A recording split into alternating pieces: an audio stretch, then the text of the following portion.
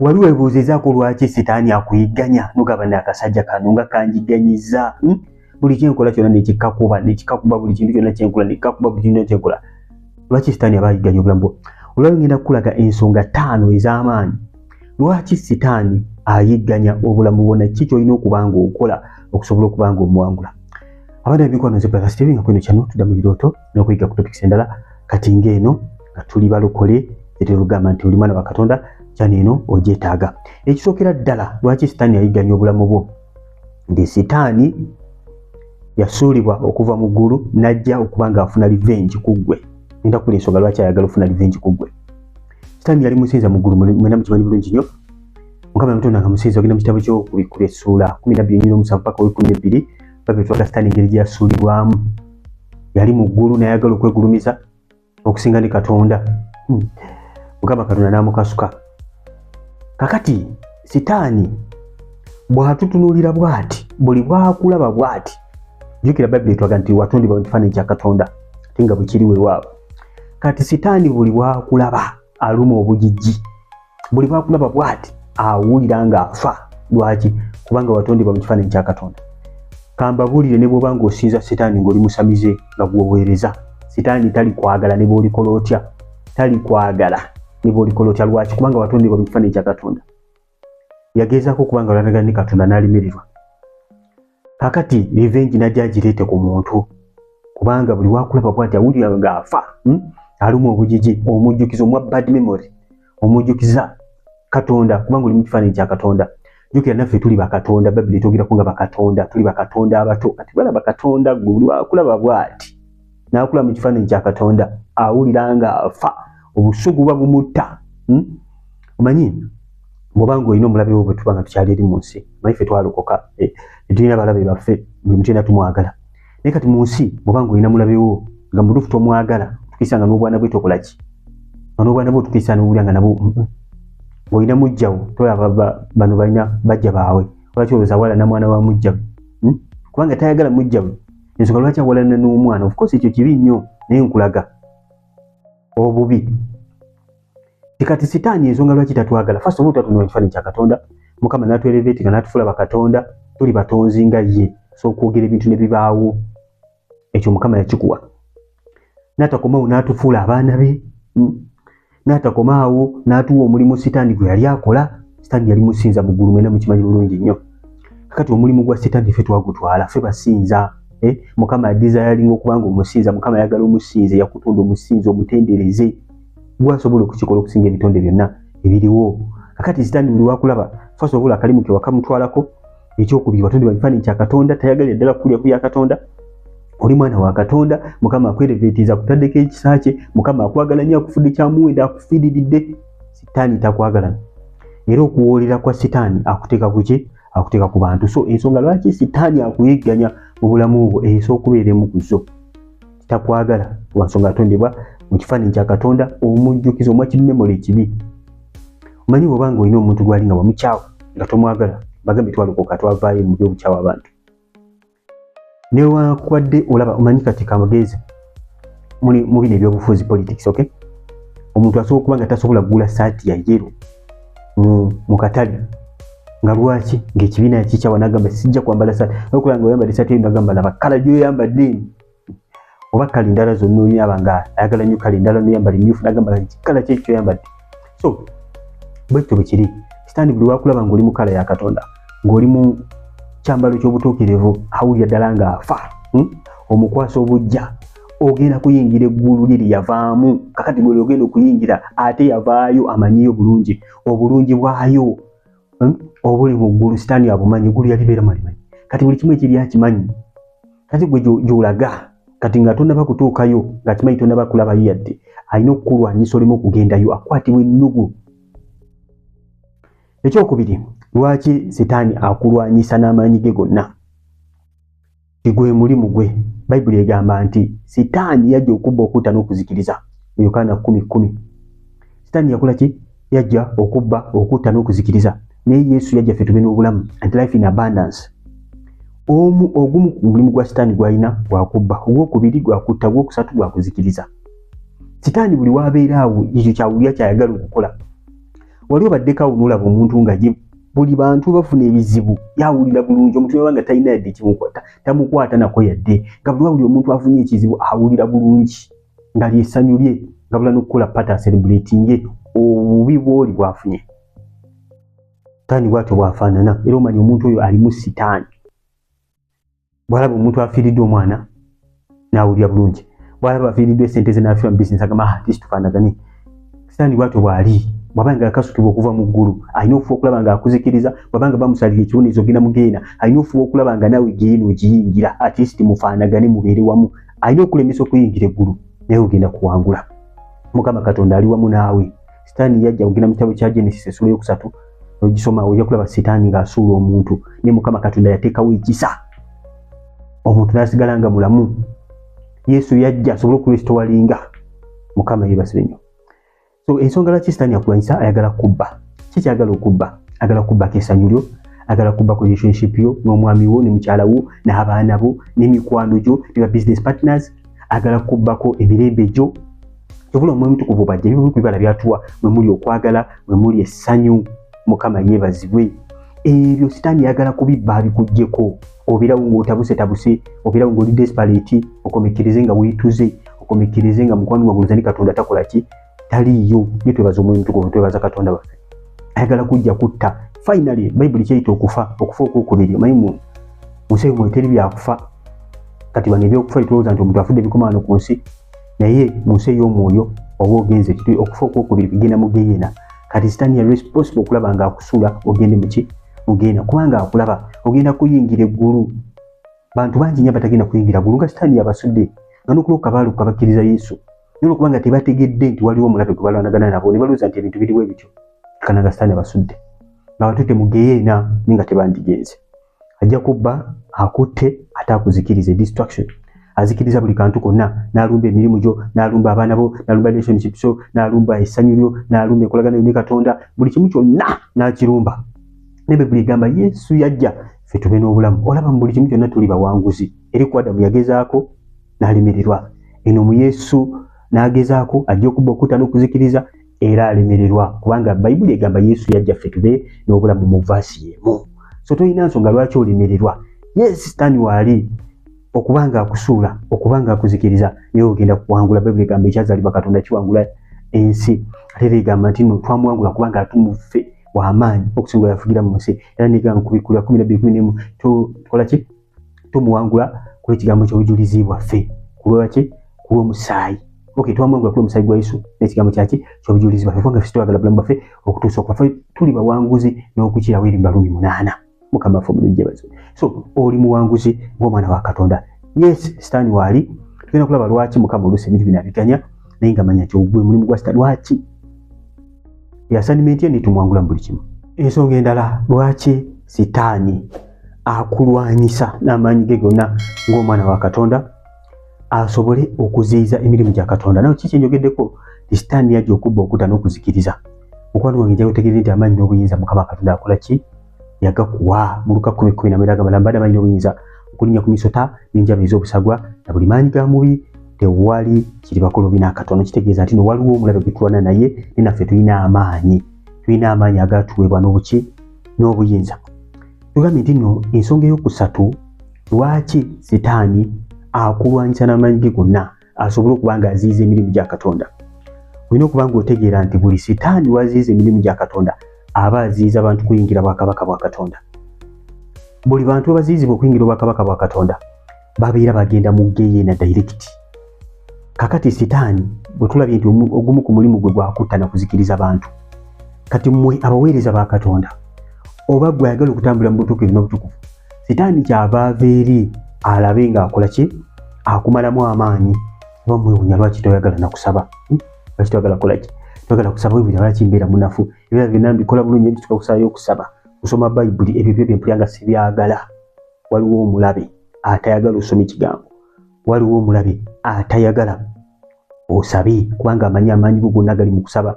Okusaba kugenda kuleeta okubeerawo kwa Mukama, n'okubeerawo kwa Mukama kugenda kugoba Sitaani mu bulamu bwo, ne mu baganda bo, ne mu bazadde bo, ne mu bantu abalala. Oli muweereza wa Katonda, Sitaani akulwanyisa nnyo.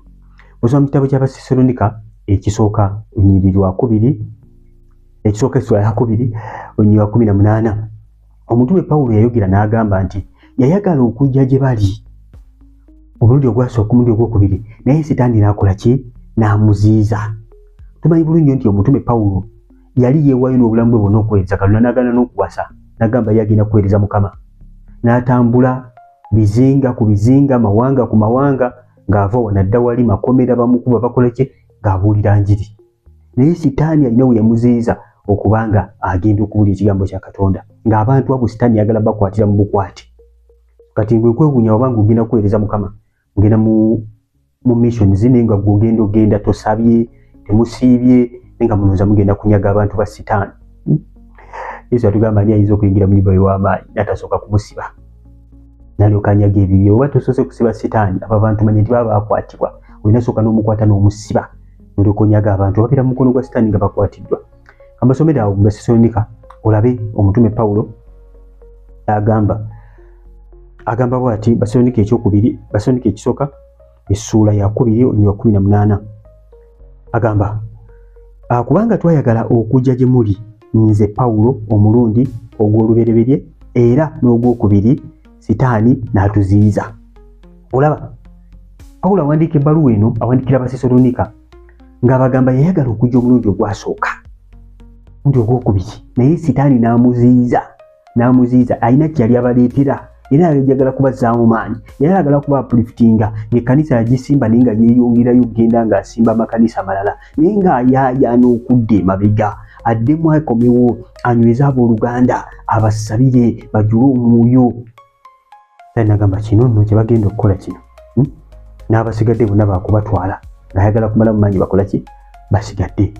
So Sitaani lwaki olusalimira ku bulamu bwona ddala gwe yeewadde ennyeri Katonda akimanyi nti nno okwewaayo okugenda kuleeta abantu abalala bangi obujulizi bwagenda kuleeta abantu abalala bangi okubanga bamuvaako bagende kyava ajja n'akulwanyisa asobole okuba ng'aziiza emirimu gya Katonda. Kati mukwano gwange beera very careful omanyi tulina omulabi gwe tulwanagana naye oyambala amaanyi olekeraawo okubanga otambula mu bunafu manya nti wali akuziiza mubulizi w'enjiri olaba olina gy'ogenda olaba waliwo okuziizibwa omulaba akulwanyisa manya nti waliwo amaanyi akola ki agakulwanyisa Mukama agenda kubanga akuyamba. Finally Pawulo yamala n'akimakinga n'awandika ebbaluwa at least yo n'etuuka. Mukama yeebazibwe nnyo. Kati ensonga endala lwaki Sitaani akulwanyisa nga mira ku nsonga 5. By the way obanga tulina subscribe nga soko subscribe ku eno channel gyetaaga ebintu ebirina sense nga bino genda bisangawa. Buli mwana wa Katonda eno channel okola ki ogyetaaga so subscribe nga kona kade selecting all buli vertical video bino gina ofuna notification box selecting all olimo kubanga omisinga olimo kubanga olaba kaleki baka mbulayikingi muno okusobola kubanga tutambula buli like mubaka buno YouTube ebe butambuza mulaga nti baka bulungi ate nga nkyeka kasaba baka buno bulungi. Ensonga eyokuna lwaki omulabe Sitaani akulwanyisa n'amaanyi ge gonna ajja kubanga atega emitego akusuule. Mukama yeebazibwe. Sitaani ajja ekimuleeta akutege akusuule akuziiza okuyingira obwakabaka bwa Katonda aleeta emitego. Kakati kino tukirabira ku Mukama waffe Yesu bw'osoma mu kitabo kya Matayo essuula ey'okuna. Yesu yali ali mu dry ennaku 4. Can you imagine Yesu Brother Steven Yesu ennaku 4 ava mu dry talya tanywa omulabe Sitaani n'ashowing up najja okumukema. Oli mwana wa Katonda akola kino kugamba yagala mu instruction sebo Yesu atandike n'okugoberera instruction za Sitaani. Can you imagine? Bamekanga Sitaani akuwa instruction ng'ozigoberera buli kyasuggestinga na suggesting obukabaka n'ogoberera na suggesting ebifaananyi bibi n'ogoberera na suggesting ebibuuzo bibi n'ogoberera na suggesting olugambo n'ogoberera omulokole. Sitaani asuggestinga bingi naye tolina kubanga obigoberera talina kuwa instruction n'emu n'ogigoberera. Ajja kubanga aleeta emitego kubanga buli kyasuggestinga byonna mitego ekimuleeta kutega mitego akusuule kubanga twagambye nti Sitaani eggulu alimanyi yaliyingiramu mpaka yatondebwa mu ggulu teyatondebwa ku nsi yatondebwa mu ggulu. He was cast out of heaven. Ne bamalayika bayitirivu nnyo kimu kyakusatu bamalayika babiri nga baasuulibwa. Kakati toyagala kubanga ogenda Sitaani already gyakolimira okubanga agenda kubanga babiri gamba geyeena Mukama yagitondera Sitaani ne bamalayika be tegeeza abajjemu bagenda mu geyeena wandibadde togenda kubanga ekisa kya Katonda bwe kiri olwaleero. Kkiriza Yesu akwigize bitinga asasula obutali butuukirivu bwo nongera obwakabaka bwa Katonda. Kati Sitaani ajja kubanga atega emitego egy'okukusula era ne ku Yesu yagezaako sitaani talina gwatya ne ku Yesu era agezaako ati n'alemererwa naye akola ki yagezaako kati gwoba oli ngoloza sitaani akutya Yesu ajja kukutya lwakuba nti Katonda ali mu ggwe ajja kukutya lwakubanga alabi nti omuwangudde ne bwe Katonda bakuwangula ajja kulemerako paka olina okuwangula wano ng'alumba n'owangule wano paka oyingira bakabaka ba Katonda yagezaako bwe yalemererwa n'agezaako okulaba ng'ayita abantu bangi okulaba ng'amutta bifo yalowooza munne ino sitaani Mukama yatega sitaani akakodyo sitaani yalowooza nti okutta Yesu kigenda kumuyamba tamanyi nti mutta ate mugenda okubanga muyita okubanga abantu bangi abanga asasula obutali butuukirivu bw'eteri kumutta yalowooza nti asakisiidinze ng'ayise mu Yuda ne tufuna obulokozi ekisembayo lwaki setaani omulyolyomi ono ajja eri obulamu bwo n'amaanyi ge gonna asobole okubanga ayuguumya okukkiriza ku obiveeku